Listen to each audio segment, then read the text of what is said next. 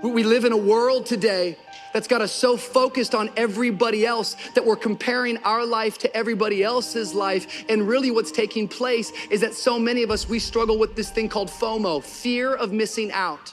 The only way that you actually step into happiness and joy is when you put the focus on where you are at and get engaged with the thing that you're doing. I have learned over and over again that life is 10% what happens to you and 90% how you react. That life is going to happen and you're gonna set up a plan and you're gonna have a vision and you're gonna hope that it's gonna turn out perfect. But what so often happens in life is that things get burned and things go the wrong way. And it's in that moment that you're gonna have to choose your reaction.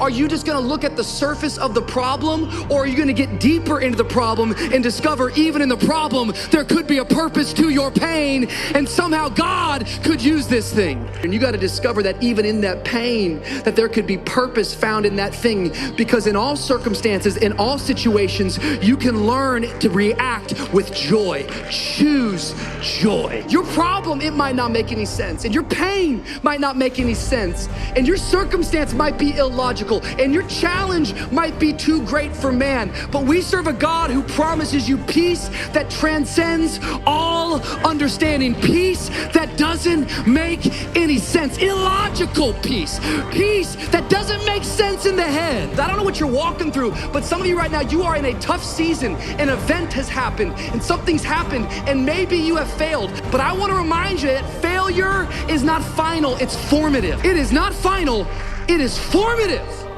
It is part of the process. It's part of the journey. Your failure matters as much as your success. How do you think you're gonna grow if you don't ever fail? Yet some of you have failed and you have decided, well, guess what? I'm a failure. No, failure is an event. It is never a person. Just because you failed doesn't mean that you're a failure. In fact, failure is actually fuel for your future. The way that you grow, the way that you advance, you have to fail in order to succeed. I wish I could get a witness at 12:15 who knew that they've gone through some failures, and just because you failed doesn't mean it's final, it's formative. Failure's part of the story. It's shaping you. It's part of the story. In fact, think about this. If those s'mores would not have burned, we wouldn't even be talking about them. The story would have been great s'mores and move on. It's the fact that we failed, it's the fact that we got burned, that we even had an opportunity to pivot and to react the right way to even tell a story. And you need to hear it today, that it's forming your future. It's pushing you forward. Yet if you're not careful, when you fail, you have a choice to make. Do you have the right reaction or do you have the wrong reaction?